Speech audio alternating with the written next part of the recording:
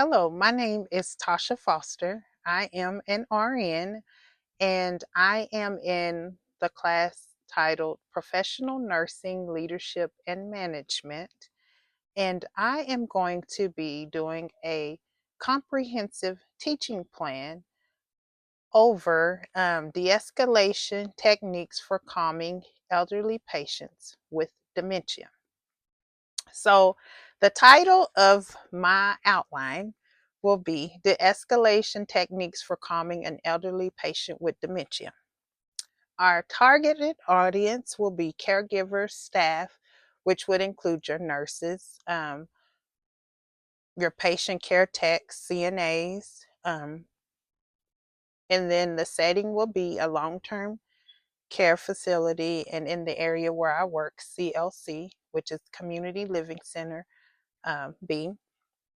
And so, starting off, our learning objectives by the end of this lesson, participants will be able to identify common causes of agitation and distress noted in residents with dementia. They will recognize early signs of agitation and escalating behaviors. They will be able to, to demonstrate 2 to 3 de escalation techniques, and they will implement individual strategies for preventing and managing agitation in dementia patients, residents. And then at last, they will evaluate the effectiveness of the interventions and they will modify or adjust as needed. Okay, so with our next area, I'll be talking about the teaching strategies. So with discussion and a lecture, they will be receive an overview of dementia, its history, um, information about it, and the triggers and behavior responses.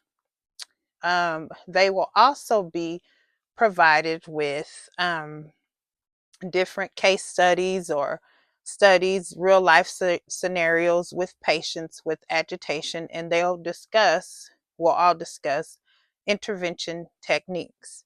And then we'll have some role playing. So the participants will be able to practice and uh, the escalation techniques during each scene, and they'll be able to at least to vocalize 3 techniques. And so the teaching content they'll, like I said, get an overview of what dementia is, how it impacts behavior, and then common triggers of agitation like pain, fatigue, fear, overstimulation, changes in environment and routine, and then nonverbal and verbal signs of distress, you know. Um, I'm so sorry. De-escalation techniques, and there are 6 different types: redirection, validation therapy, sensory interventions, non-threatening body language, calm, reassuring communication, and personalized approaches.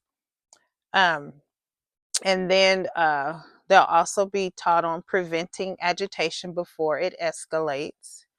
Um, the importance, and this is an example of the importance of routine and structure, environmental modifications, reducing noise, improving lighting.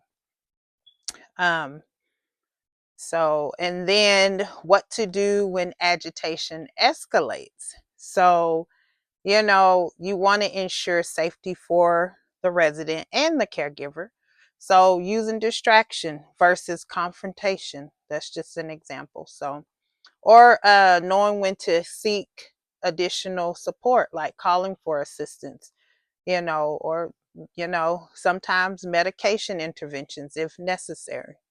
So, and so the materials they will receive materials and resources. So we'll hand out summarizing de-escalation techniques. So they'll have that. They can use that within their practice or, you know, teaching materials. And last, they'll be able to we'll be able to evaluate and assess. So we'll give a pre-test before the lesson begins. So we'll assess what knowledge they know, and then they will receive a post-test, which will be administered after the lesson, so they can assess what they've learned. Thank you.